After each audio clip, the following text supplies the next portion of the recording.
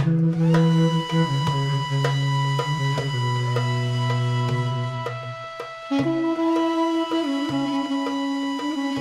Rabbil Alameen, wassalatu wassalamu ala Sayyidina Muhammad. Bismillah ar-Rahman ar-Rahim. It's lovely to have you with us today, alhamdulillah. This is our first webinar for Scholastica Islamica. So this webinar is called the New Year Qur'an Goals webinar. So the idea of this session is to bring people together to discuss the new year. As you know, like the 1st of January is often a time when people make various intentions, resolutions. They want to have their best habits, and we can use this time to try to connect with the best of habits, which is to connect with the Qur'an, the word of Allah subhanahu wa ta'ala. So in this session, we're going to do a few different things. I'll bring up my slides for you here. So let me just share my screen.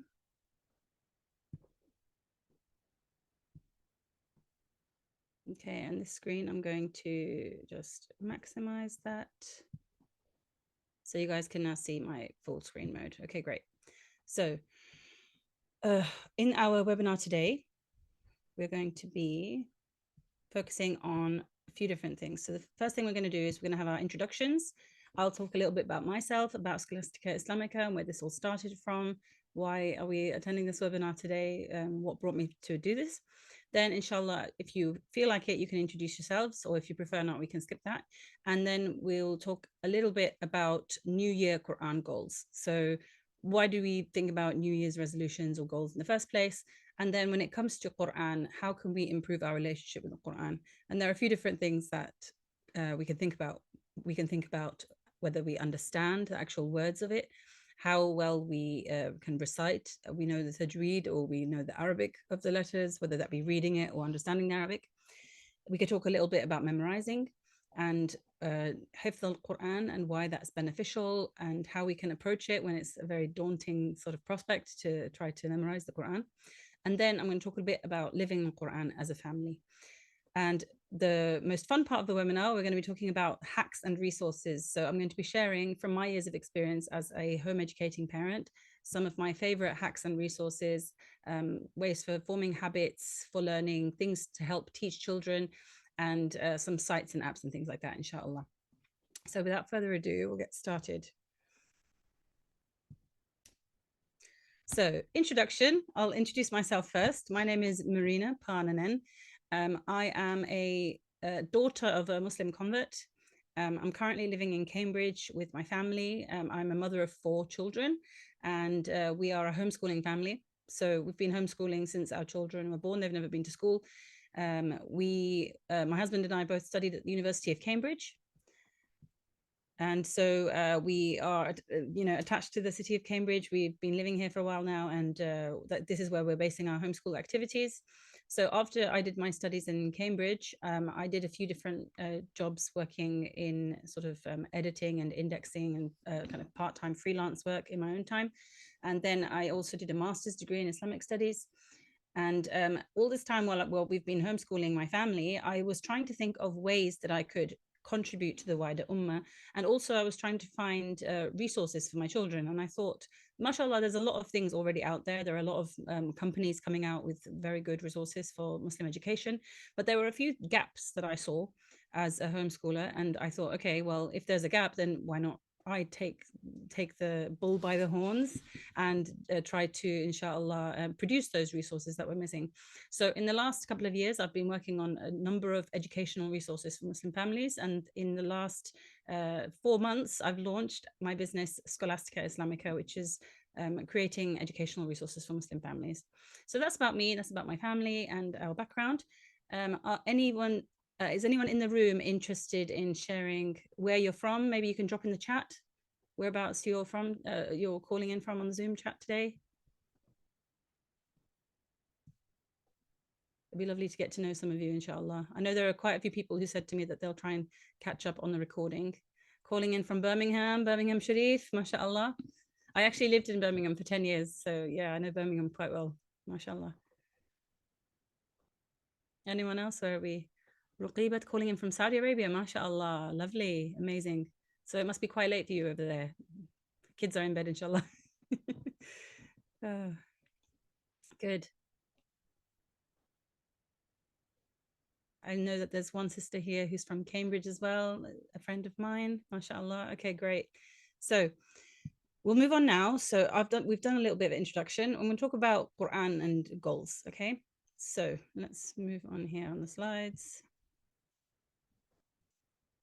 Okay, so Scholastica Islamica, where did this come from? So I talked a little bit about myself.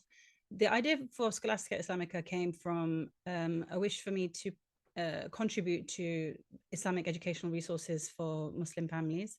In the beginning, it started off as I was trying to produce a Muslim curriculum for music, because I found that there wasn't really anything that was a halal way of engaging with music that I could easily teach my children. So that is a sort of a resource that I'm ongoing. I'm training up my kids and trying to, do inshad with them and trying to teach them about the different ways of melodically reciting Quran, things like this, or reciting the adhan, things like that. So I'm working on this long-term project to create a very holistic Islamic music curriculum. At the same time, I thought, okay, well, there are other things that I could do potentially. So the one product that I've developed most recently is called the Quran chapter by chapter. And I'm going to talk a little bit about that later on, because this is a Quran webinar. And that is one resource that my family and I use together.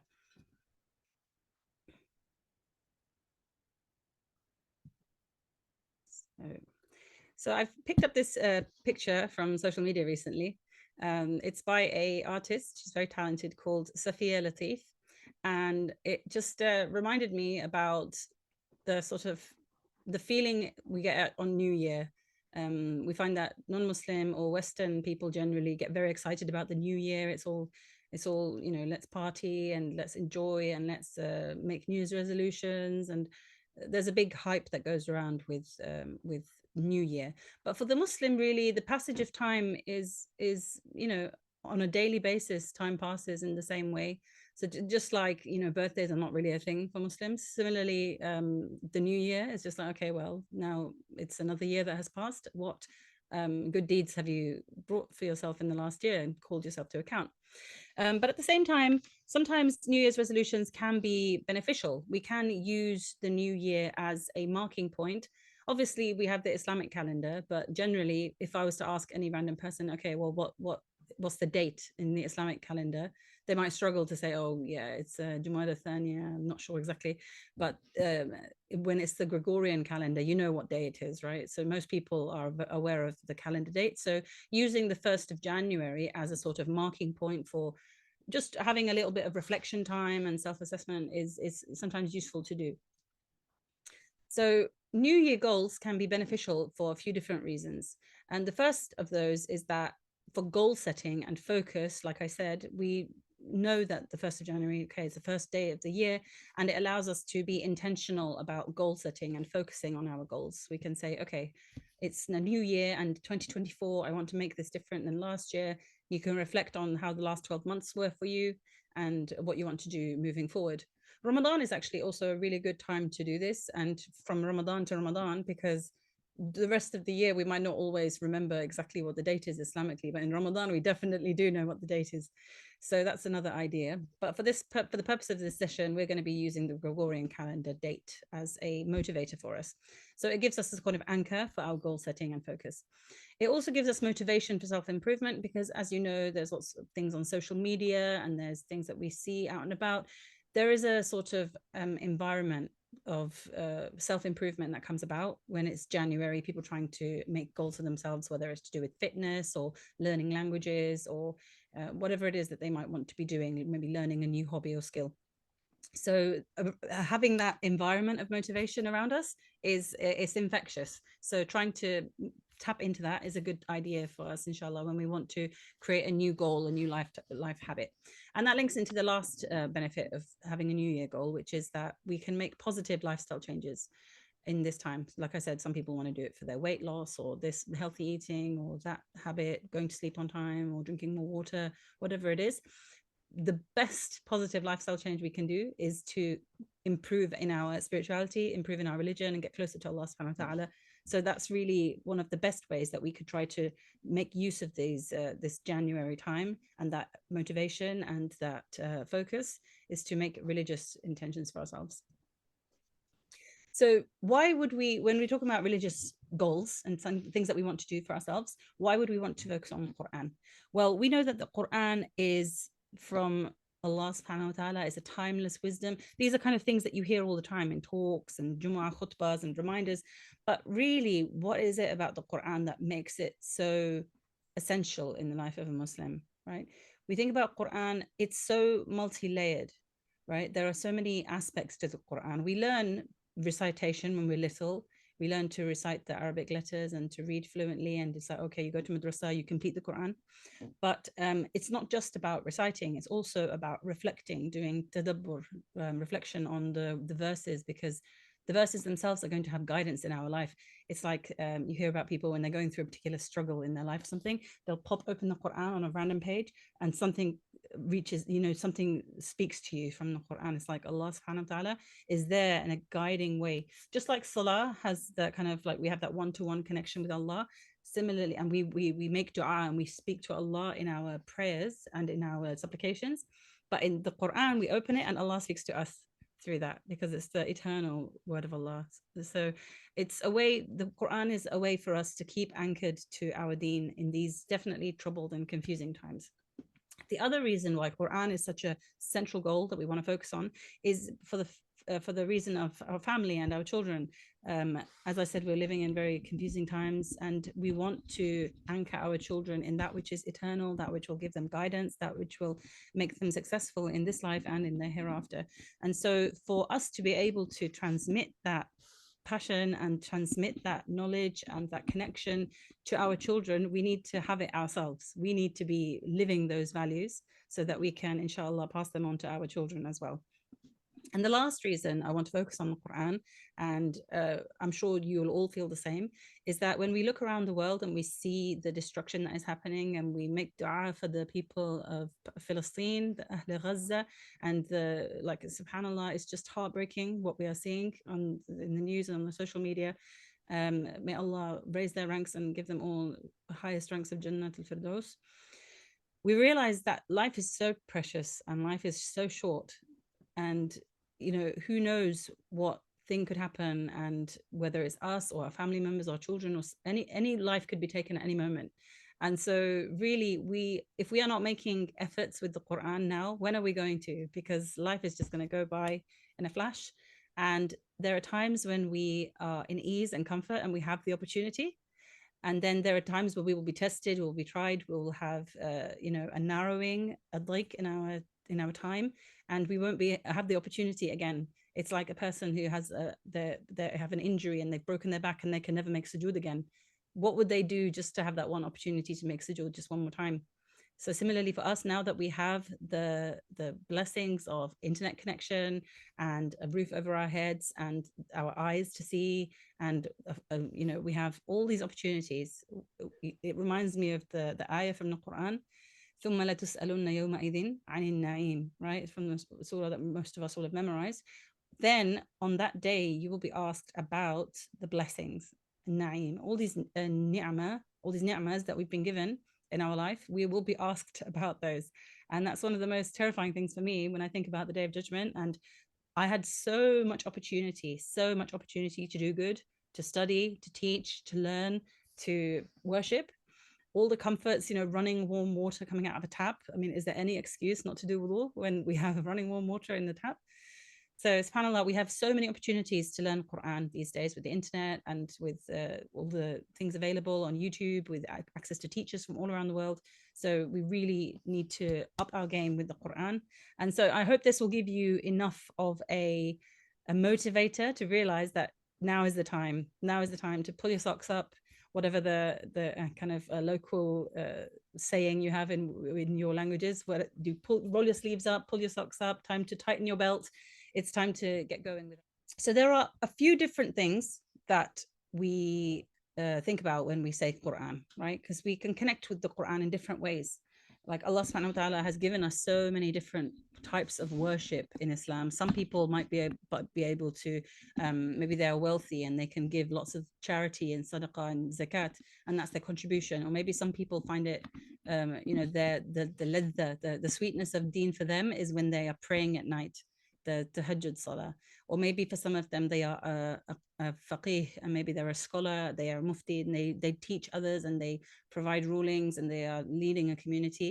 For others, it might be that they find fasting is their way of just removing all that sin from themselves, and they like to worship Allah in that way. Maybe they pray long hours. We all have different ways of approaching Islam, and there's such a beauty in that multiplicity of approaches. So similarly with the Quran is not one thing. The Quran has so many different layers and ways for us to approach it. So in the beginning, obviously, the main thing when we think of when we say Quran is, okay, you need to learn how to recite.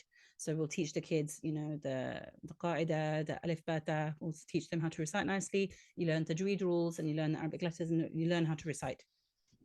And that, in and of itself, it's not like a simple thing. It's not like it's the oh, you just have to get that done so that then you can actually do the reflection part, right?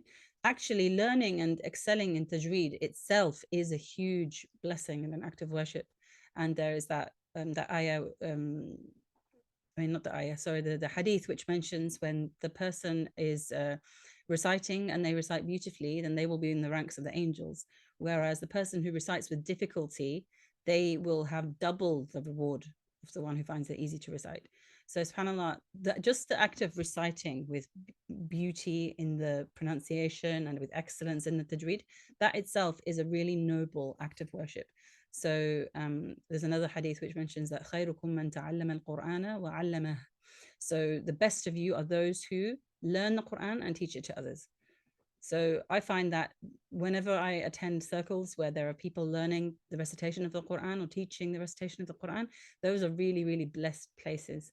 So tajweed shouldn't be seen as just, oh, I just, I have to learn tajweed, I have to do that. Like tajweed can be a really, really fruitful outlet for your worship, learning how to, because it comes from the root jayyid. Jayyid means good, and jawwada means to make something good, to make it excellent.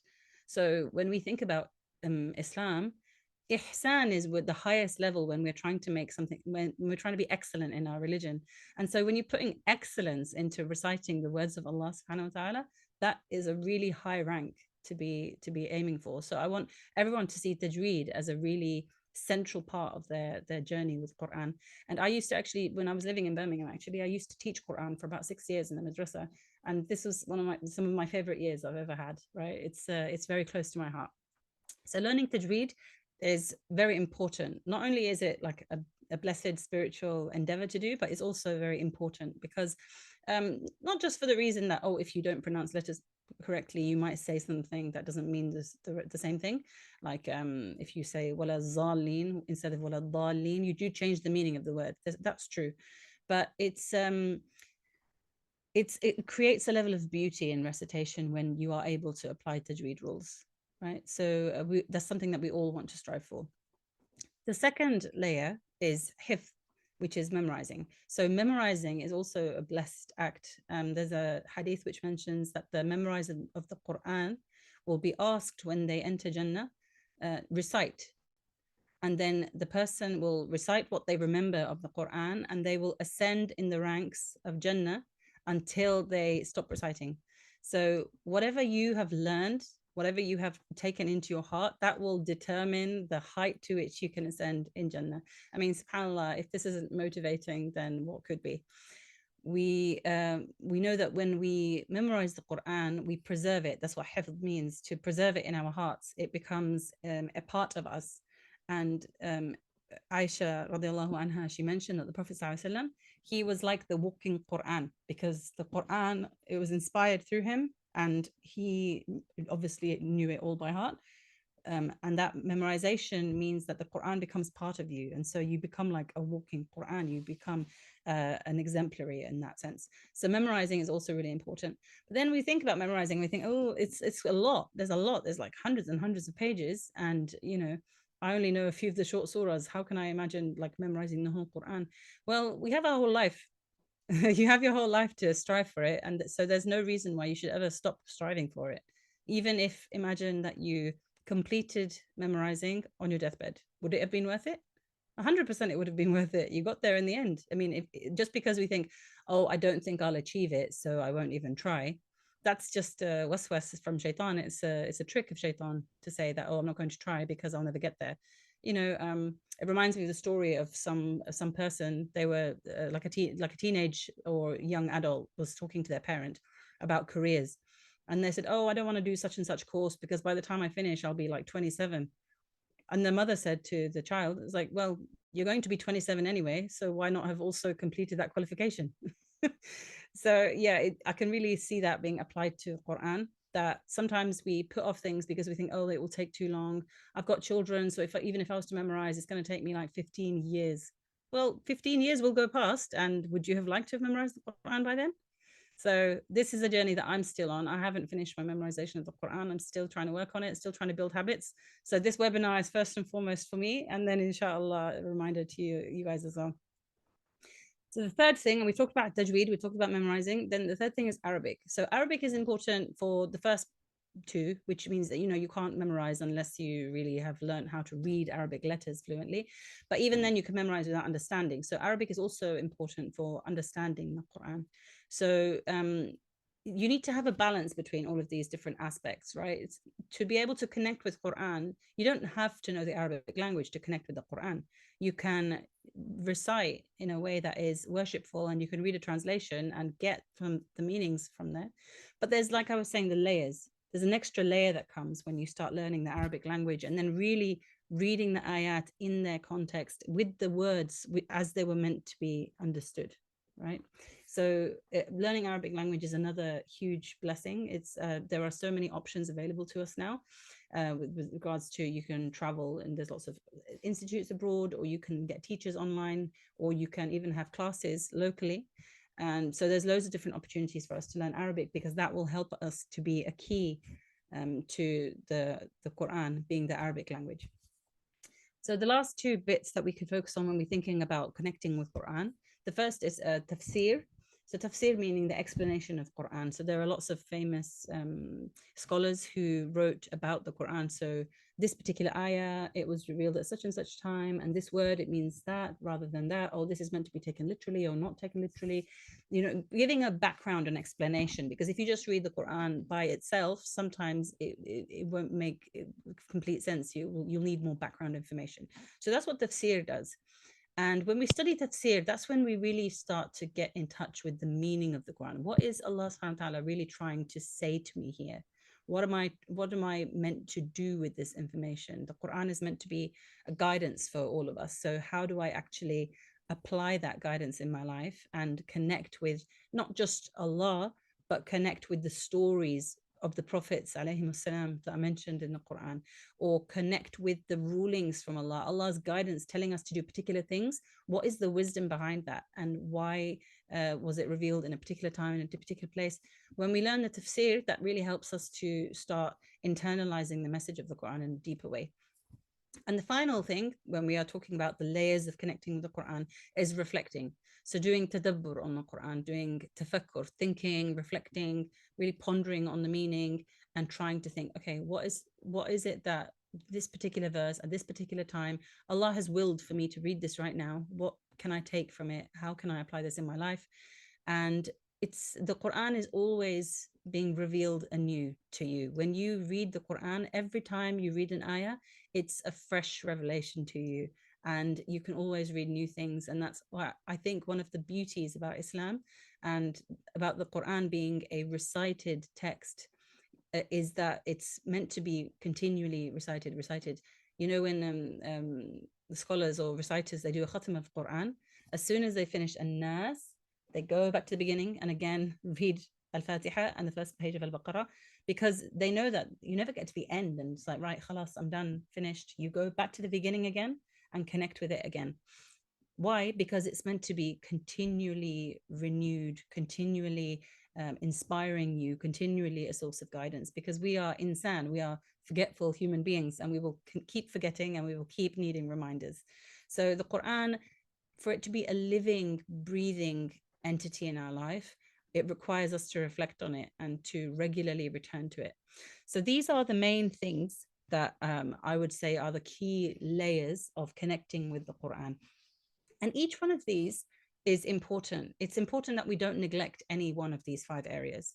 And also at different times in your life, you may focus on more on some than others. So you may focus more when you're young on tajweed and reciting well, because that's, you know, you go to a madrasa class, and that's what you were taught, and there's an opportunity for you to go to a tajweed class, for example. So that's what you were focusing on. Whereas maybe at a different point in your life, right, you're busy with young kids, and you know, you can't do so much on the recitation and the memorizing, but maybe we're going to watch some Sheikh Omar Suleiman tafsir videos together as a family. And maybe you're going to start Qur'an journaling. Maybe you're going to start something like that. Or, oh, an Arabic class just popped up in a local masjid or a local community center. So at different times, different aspects of these will be more easy for you to do, or more difficult for you to do. I know that I was on a particular trajectory with my hifz, and I had children, and my hifz just slowed right down. Let's just say, because I can't give 2-3 hours every day to memorizing when I have a baby to look after. I mean, it's just very difficult to juggle these things. So at certain times in your life, certain things are more of a priority, less of a priority. But as long as you don't neglect any one of these 5 areas for too long, because all of them together come to build your connection with Quran. It's like if we did all of these things except Arabic language, then yeah, we would have a connection with the meaning, we would have a connection, we would have memorized it in our heart, but then there would be something missing of that deep connection with the understanding. Or if we did all of these things except hifz, right? So we know how to recite very well, and we know understand about the meaning, and we know about the Arabic, but the actual spiritual benefit that comes from taking that those ayat, those surahs, and having them in your heart, that benefit is missing. It's like each of these things is like one thing could be missing, and it will mean it's not complete. So I want you to just have an idea of these 5 things in your mind, and think, okay, how can I try to uh, connect with each of these at some point in the next few months, in the next year. And the final thing I want to talk about before we move on to our kind of practical session is thinking about living the Quran as a family. Now, we're all from different backgrounds, from at different stages of our life. Some of us will be married with children, some of us will be single, some of us may have already had a family and they have flown the nest and they've moved on. We're all at different stages of our life. But what do I want you to think about is the fact that Islam is a very social religion. Islam encourages us to marry, to have children, to spend time with relatives. Jumu'ah is an obligation for the men every week. You have to come together. We have Eid prayers where everyone comes together. There is a massive social element to Islam. And so similarly, the Quran as well. The Quran, a lot of people view it as it's like their private worship. They will go and, you know, in the nights in Ramadan or after Fajr, you do your reading, whatever it is. It's a very private kind of worship that you have a particular amount that you want to recite. This is where I'm up to. And then the Quran is kind of put up on a shelf and it's left for the rest of the time.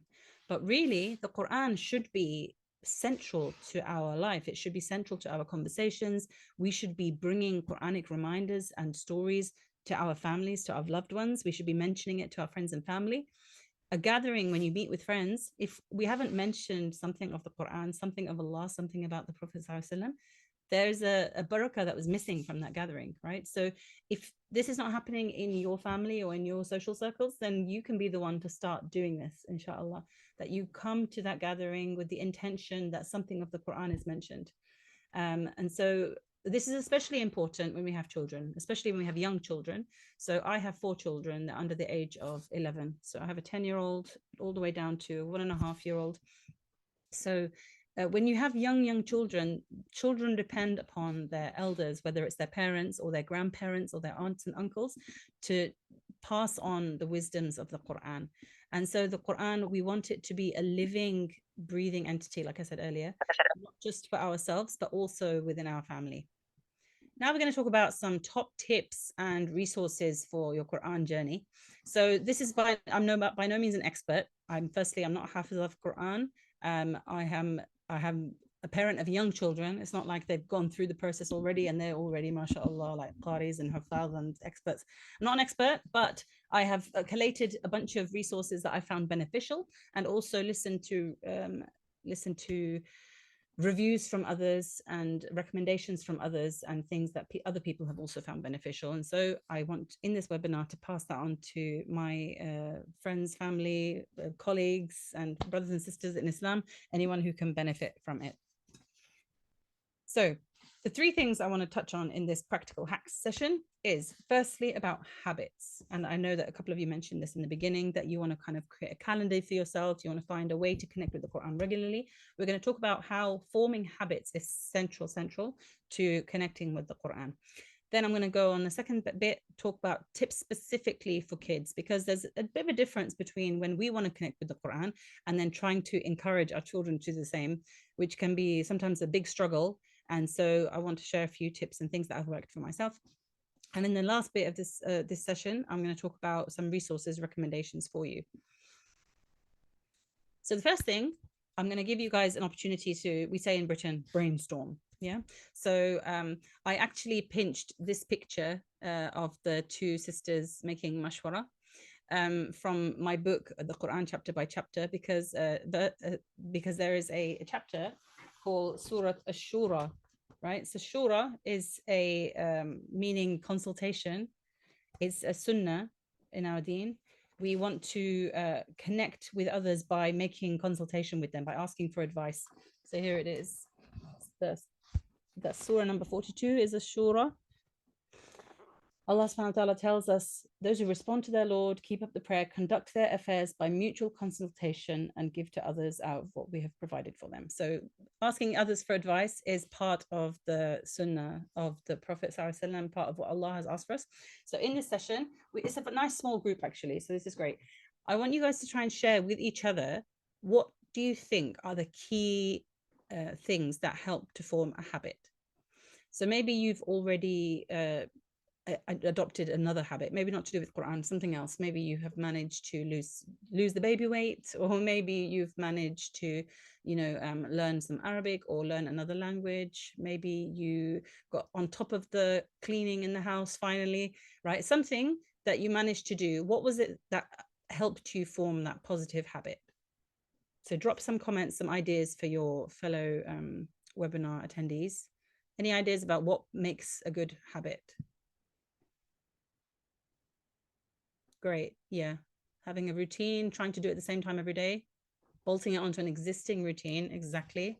Starting small. Perfect. Exactly. These are some of the things I'm going to talk about, inshallah. Yeah. So definitely habit is something that we want to be doing it. Habit and routine sometimes go together. Relearning and unlearning. Very good point. Yeah, mashallah. That's a really good one. I'm gonna try and remember that and keep that, actually, relearning and unlearning, because sometimes we get into unhelpful ways of thinking. Sometimes we think, oh, I have been doing things in a particular way and that is how it should be, or maybe I used to approach the Quran in a particular way at a particular time of my life. I need to replicate that. Why can't I do the same? Why can't I connect with the Quran the way I used to before I had children, for example, right? We have to unlearn what we had in the past, and we have to build anew. Making dua for Allah to make it easy, making a fresh good intention. Perfect. Yeah. So intentions are really, really important in habits as well, because there's no point us trying to build a habit or try to take on any particular action when, if our intention is not right, the barakah will be absent in that action, and then it will just be like hitting your head against a brick wall over and over. Great. So these are some really nice ideas, mashallah. So the three things I want to talk about when it comes to habits with the Quran is I looked up actually what scientific studies have to say about habits and how we can connect to the Quran. So not specifically about Quran or religious practices, but just generally habits, like maybe people want to quit smoking or start running or whatever it is, right? So a few of these like line up with what you were saying. So micro habits, starting small. So there was a famous book that came out a few years ago called Atomic Habits, and all it talks about is the fact that when we try to make changes, we should try to make those changes so slowly and so small that they feel effortless. They feel effortless to us, because those small changes will build up over time. So that really, when we make tiny gains in different aspects of our life, it will have a huge build on for later on. And this is one thing that's happened actually, subhanAllah, with my own business, with this book that I've written. I'm a busy parent. I have 4 children and I have a lot of things going on. And for so much of the time, I thought, right, there's no point me trying to achieve this. I should just wait until my kids have grown up. I won't be able to put time to this or that. But when I decided, okay, I'm just going to try and make a tiny bit of progress here, a tiny bit of progress there, just whenever I have an opportunity, half an hour is not wasted. Okay, oh wow, I can get the kids to go out with my husband for a few hours in the morning, right? I'm going to spend a few hours working on this. And even though those tiny little things feel insignificant and feel really frustrating, over the course of 2 years, mashallah, I managed to write this book and then get it published and get things going with the business. So subhanallah, things can really add up when we make the intention, when we make efforts. And similarly with Quran, if we are able to make a tiny change in our life, make it so small that it seems like ridiculous that you wouldn't be able to do it. So for example, if you told yourself, okay, I'm just going to open the Quran once a day. Imagine that was the goal that you set for yourself. Not even I'm going to read one ayah. Don't even make that the goal. I'm going to open the Quran once a day. Because naturally, when you open the Quran, you'll be like, okay, well, I'll recite something then. But on some days, you might be motivated and have time, and then you'll open it and read a whole juz. But other days, maybe you really just are not able to focus, or there's too much going on, and you're like, I don't want to lose my habit. I'm going to just literally open the book, look at a page, and then put it down again. And you've still held onto your habit.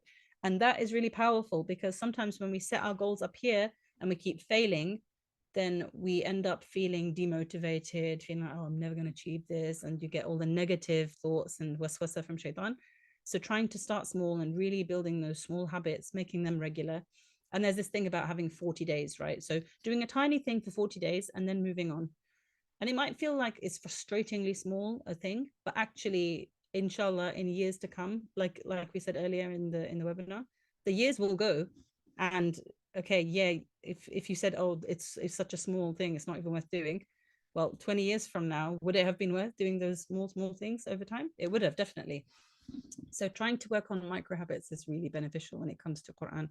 It's I find the Quran, like I was saying earlier, it's meant to be recited and reflected on, and it's so easy to dip into the Quran for just a few minutes and connect with, like every verse has something that is saying to you. So there's always ways for you to do small things to connect with the Quran. So the second aspect is triggers and cues. So one of you, mashallah, mentioned that if you bolt a habit onto an existing habit, that really helps. So this is what we mean by a trigger or a cue. When we have a habit and we want to do something more regularly, there are usually things that happen that help you to motivate you to do that habit. So I saw someone said, oh, if you go to sleep in your workout clothes, you're more likely to do a workout when you first wake up in the morning because you're already dressed. Now, maybe that doesn't appeal to everyone, but it makes sense though, right? If you have a particular trigger, like once you're in your workout clothes, you feel like doing a workout, then that might be motivating for you.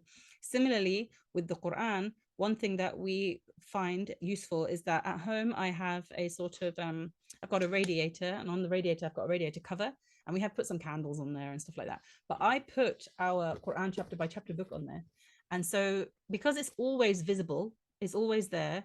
Whenever we have just a few minutes of downtime, my toddler might pick it up and say, oh yeah, look at the elephant. Or I might say to my son, okay, well, how about we just sit down for 2 minutes and why don't we just read the chapter description for the one that you're memorizing? So my 8-year-old is currently learning Surah Quraysh and Surah Fil. He's on there. And we'll just read like those chapters because it's easy. It's like visible right in front of us. So another thing that not necessarily to do with Quran, but generally when you're trying to encourage a habit of reading in your children, if you have just a basket in your living room where you keep books that are for like everyone's current book that you're reading, stick it in a basket and it's right there in the living room near where you sit down, near the sofas or near wherever your majlis sitting place is. Just having it there visible is a huge benefit. Now, apart from visibly seeing and having a visible cue or a visible trigger, you can already have a habit of something that you do. So I used to do this more when before I had children, when my husband and I were newly married. We used to say, okay, after every time we pray Salah together, after Salah, we'll read one page of Quran together. So you're bolting it onto an existing habit. You already read Quran. I mean, you already do your salah, and because you're praying, you've already got wudu. So it's a good time to just say, okay, I'm going to read one page of Quran now with this habit. But since I've had children and you're trying to just squeeze salah in, and you've got a million things going on at the same time, and if I tried to read Quran after praying, my kids would be jumping all over me, right? Then that habit has gone away. But I'd have to find another way to build the Quran into something that I'm already doing. So these are just a few ways. Another thing could be that, for example, when some of you might have commutes, you might be in the car a lot. Having, for example, a Quran recitation ready on your phone that you can connect to the radio, or maybe on a CD that you put in the car. Whenever you're in traffic or whenever you're on a long journey, you could just have an automatic cue, like, we're waiting in the car, so the Quran is on. So just trying to find ways in your life, and there's no one right answer because everyone's lives look totally different, and the amount that you're able to do at any particular time in your life is different. But trying to find opportunities, these micro opportunities to bring the Quran into your life, whether it's for yourself or with your family. And the last thing when it comes to habits is all about consistency and repetition. A habit is only formed when you keep doing it over and over again. And this is one thing that I'm trying to drill into my son now. He's memorizing, and his Juz Amma he's reviewing, but it's a bit weak in places because he's not repeating enough times.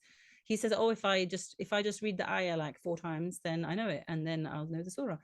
But I tell him, okay, you might just know it, you might just be able to recite it, but unless it's really firm, unless it's thabit, then that thing is like, they talk about the Quran being like a camel that will, as soon as you untie it, it's just going to run away from you, right? So if you want the Quran to be really firm in your heart, you have to repeat and be consistent in it. So similarly with the Quran, pick a micro habit, pick a really small thing, but just be consistent with it. Because the Prophet ﷺ said the most beloved actions to Allah are those that are consistent, even if they are small. SubhanAllah. So this is from the best of creation. He told us, like, don't worry about making it a big goal, make it a small goal. As long as you are consistent and repeat it over and over, that is what will help you build the habit, inshallah. So the second bit I want to talk about, and please feel free to drop any questions in the chat, but we will have a bit of Q&A when we finish. So the second thing I want to talk about is about teaching kids. So there are a few things, as well as what we just talked about in terms of building habits and doing things as a family, there are specific things that can help when you're teaching children. One of them is to gamify, right? I think this is a word, but I'm not sure if it's a proper word, so we'll have to look it up. To gamify stuff, right? So when we are trying to connect with Quran or trying to learn tajweed rules or trying to learn the Arabic alphabet, you find these apps where kids can learn the alif, ba, ta, and they can draw the letters and maybe join them up. Having a way to turn things into a game is really beneficial. This works even for adults. You know, a lot of you will have heard of the app Duolingo, which is one of the most popular platforms for learning a second language in the world. And it's for all, not just Arabic, but for loads of languages. You can learn Turkish or Korean or Arabic or Spanish, or loads of people use it to learn English, right? So there are loads of languages you can learn on there. And one of the reasons it's so popular is because it taps into this gamifying, turning the learning process into a game. So you can do it right, and ding, ding, it makes you feel good. It gives you that dopamine. So similarly, finding a way to make learning the Arabic letters, or make learning the tajweed rules, or make learning the stories from the Quran in a way a game. Now, caveat, the warning here is that the Quran also has this gravity, this importance, is the word of Allah. We don't want to always turn everything to do with the Quran into a game, right? There needs to be the respect and reverence for the word of Allah as well, about the way that we should try to recite the Quran with focus, the way that we should, be quiet when the Quran is recited. But stuff to do with like learning Arabic letters or the names of the tajweed rules or learning about the stories of prophets, there's definitely ways that you can turn that into more of a game. And that was one of the motivators behind my making the Quran chapter by chapter, and the flashcards that go with it, because I thought the flashcards would be a really fun way to turn it into a game. This actually came about because of my second son. He's now 8 years old. He is very different to my older son. My older son is very switched on. He likes to, he's very, we call it left brain. Like, he really likes to unpack stuff, and he's very into STEM and maths and logic and things like that. And so learning how to read for him was very simple. It was just like, okay, right, decoding the letters and everything. But then when my second son, when it came to reading, he just wanted to jump about all the time. He didn't want to really sit down and just decode and cerebrally apply himself. He wanted to move, and I had to like write letters on our patio outside, like hopscotch, so that he would jump from one letter to another letter to another letter to help him learn how to write like cat, all this kind of stuff. And so when I came to thinking about how to teach him Quran, I was thinking, I wish there was a really hands-on resource that I could use to teach him like the surahs. So literally what I do, and this is what the flashcards that I've made look like. This is all of Juz Amma on one ring, right? So when my son is reciting, I will show him Surah An-Nas, go. And he recites it to me. And then I'll test him, Surah Al-Falaq, go. And by looking at this and having something that you can touch and feel, you can connect better with the meaning of the Quran in a way, right? Hands-on learning is the second point here, if you look on the slide. Including hands-on learning is really important for children as well, especially boys. We find that boys, when we are pushed into a classroom setting where we make them sit down for long periods, where we make them do lots of written work, it's really stifling for children, right? Before age 7, the Prophet ﷺ, gave us a very holistic approach to education. And there is a saying that is often attributed to Ali, actually, radiallahu anhu, where he said, when we teach children, the first 7 years should be for play, the next 7 years should be for teaching, and the next 7 years should be to accompany them and for suhbah, right? Giving the child advice and guidance and mentorship. So these flashcards, they are available on my Scholastica Islamica website, and I'll talk a little bit about that in a short while, inshallah. So using, especially in the first 7 years, kids want to play. They don't want to sit down and do lots of written work or lots of rote learning. So finding any way to turn the Quran into more enjoyable experience, something where they can connect in a game-like way, is beneficial for them, or something where you can do hands-on, Play-Doh, any kind of like games that you can get, board games and stuff to learn Quran stories. Things like that really, really work for children. And the last thing is to use storytelling. And we know this from loads of different areas, that just generally, when you listen, what do children want most of all? They want their parent to read them a bedtime story, right? That's one of the main things that children want in their lives. Like across the world, what do children like? The children like when an adult tells them a story. So using storytelling and narrative is really important for Quran. And so this really helps us because the Quran is full of stories. So subhanAllah, there is no lack of opportunities for us to engage children in this way, inshallah. So now I mentioned a little bit, but I want to talk a little bit about my Quran chapter by chapter. So this is the first product that I've created for my business, Scholastica Islamica. So I showed you a little bit already. It's got a book where I've taken every chapter from the Quran and given each chapter a picture, so that the children can connect with the meaning of the actual surah titles using a picture. So for example, we've got a sajda is a person doing sajda, and we've got fussilat means explained in detail, so it's a book with an explanation. 42 is shura, like we said, a shura is a consultation. A zukhruf, the golden ornaments. All these things, I've taken every single surah from the Quran and given it a picture. Because sometimes, like, I always found, and I was in a madrasa, I was teaching tajweed, and there seems to be like people know the Fatiha, and then the Baqarah is super long, and then dot Juz Amma at the end, all the short surahs, and there's like a big gap in the middle where people don't really connect hugely with the meaning of the Quran. And I thought this is really a huge shame. So I've taken every surah and given each surah a picture, and then along with the surah, it's got a short explanation. So for example, Surah Zukhruf is the golden ornaments, chapter 43. I've given the ayah that mentions the word Zukhruf in the surah, and then I give a short 1-page explanation about Zukhruf, ornaments. What does that actually mean? And we use it like bedtime reading or just family time reading. I can dip in a really simple way into the meaning of the Quran without feeling overwhelmed. And then you can also use the flashcards as like a learning aid. So you can play games. I've included in the information some games. So for example, you can play matching games. You can like, okay, which surah is number this? Or let's find all the animals in the Quran, animal surahs in the Quran. Or let's test yourself. You can like maybe do maths and Quran at the same time. So okay, let's do the 11 times table. What's chapter 11? What's chapter 22? What's chapter 33? What's chapter 44? And you learn them till 99. Right, so there are lots of games you can play, and it helps to gamify the Quran and make it something that you can engage with. You can see that picture on the top left is my daughter just playing with the cards. She's only 3, but just by nature of having cards that she can physically touch and play with, she's already learned some of the meaning of some of the names and chapters in the Quran. And you, as the parent, when you're tidying up after your child, just putting these back into the box in the right order means you are like seeing the picture, seeing the name over and over, and it makes you so much more familiar with the meaning of the verses of the Quran. And I've put here in the bottom right corner, coming soon is that inshallah I'm working on a workbook to go with this resource. So at the moment it's the book that's available along with the box of flashcards. So it comes in a box like this. You open it up and it's got all of the surahs of the Quran with a little ring, so you can take some of them out at a time and learn them. And I'm hoping to put together now a workbook so that you can kind of have structured activities, and madrasas can use it as well, so as a way of connecting with Quran, inshallah.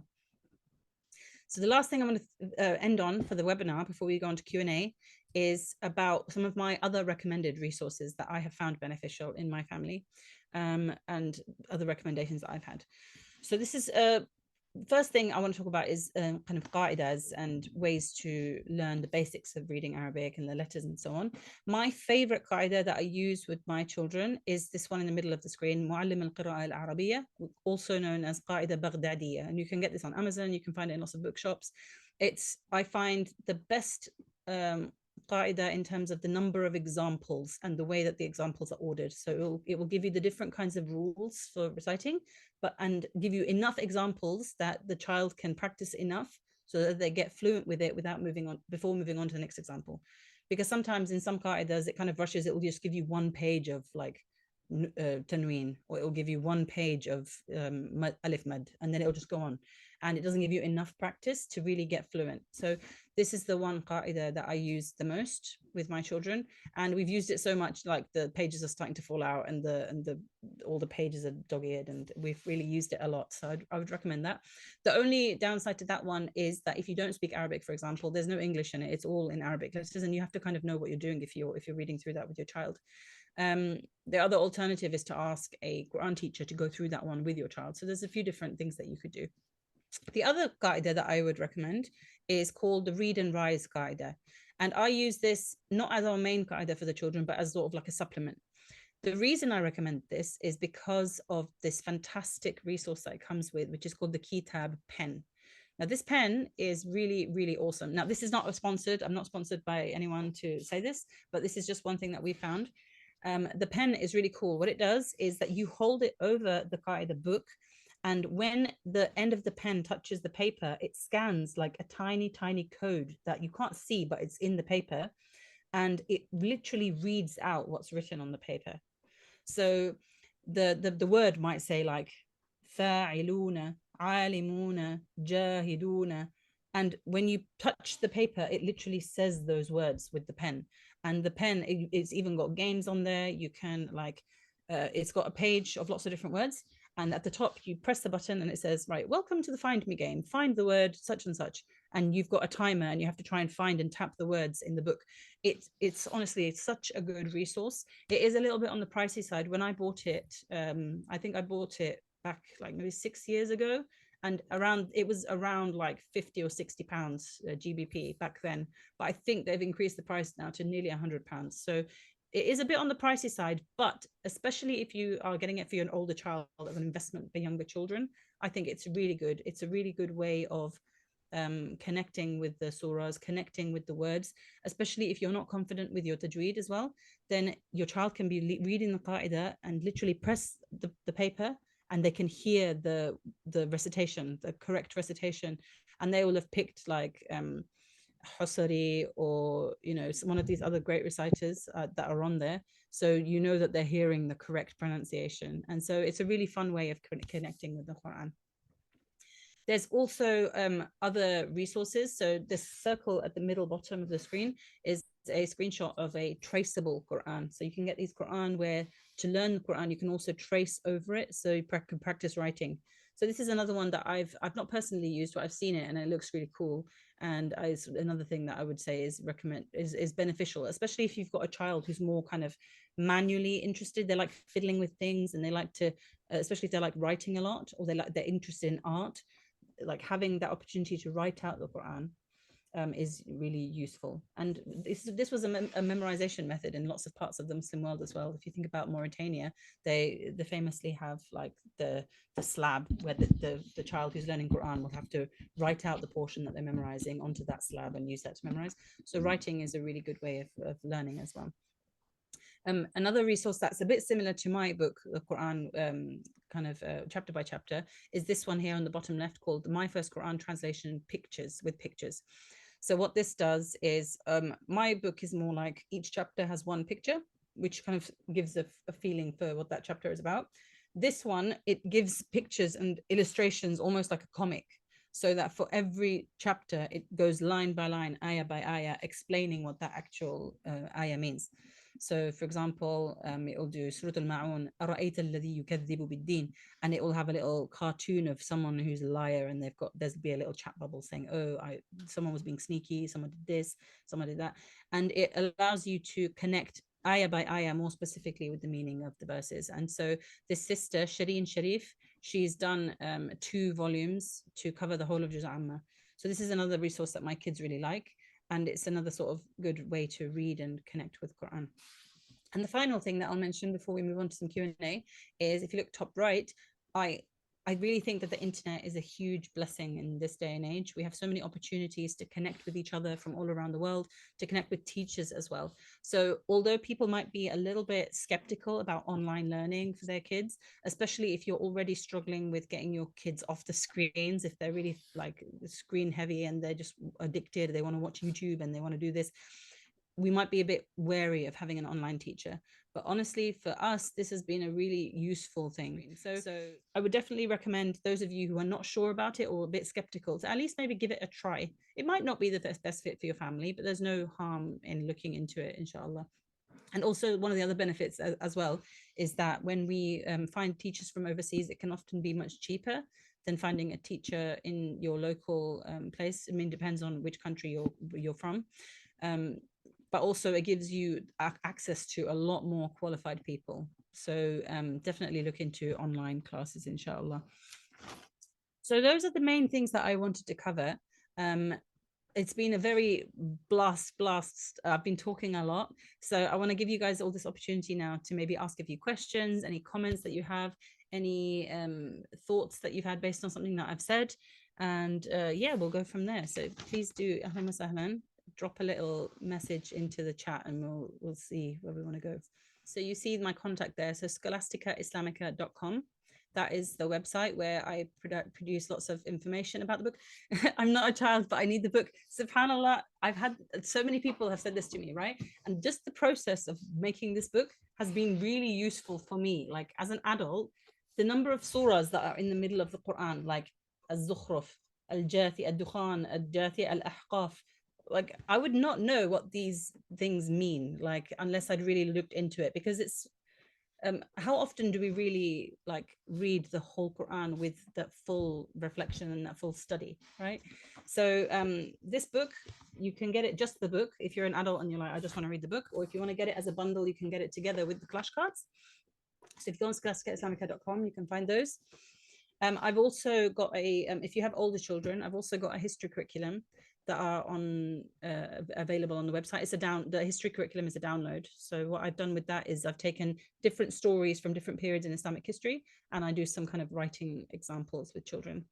And as I mentioned, I'm also working on a Islamic nasheed and music curriculum, so that we can, in a halal way, engage with sound and with music, and learning how to sing well and to beat daf and to recognize rhythm and melody. And I'm also working on some art resources. So subhanAllah, there's a lot that I'm working on that I'm really excited to share. So I'm really grateful that you've all come for the webinar, because the more that we're able to raise awareness about this project, and the more we're able to share these resources with others, inshallah, it will help to build that momentum for this business. Ameen, Ya Rab. I pray that Allah subhanahu wa ta'ala accepts this. I pray that Allah subhanahu wa ta'ala gives you all your goals. Like I pray that He gives you more than what you ask for. I pray that Allah subhanahu wa ta'ala gives us all that deep connection with Qur'an, that He makes us all of the Ahl al-Jannah who will rise in ranks and ranks in Jannah, and be with those who are amazing reciters in the ranks of the angels. I pray that Allah subhanahu wa ta'ala makes the Qur'an a means of intercession for us, that the Qur'an will speak for us and not against us on Yawm al-Qiyamah. And I pray that this effort will be a means for us to grow in strength, so that not only in the akhirah, but in the dunya we have strength, that the Quran gives us strength so that we are able to influence the politics and influence the society and influence and to fight against the injustice that is going on in the world. May Allah make us strong. May Allah make us firm in our deen. May Allah make us firm in our Quran, in our commitment. May Allah raise our children to be pious, and may He make them Hufadh al-Quran. May Allah make them of those who spread the teachings of the Quran, who learn it and teach it to others.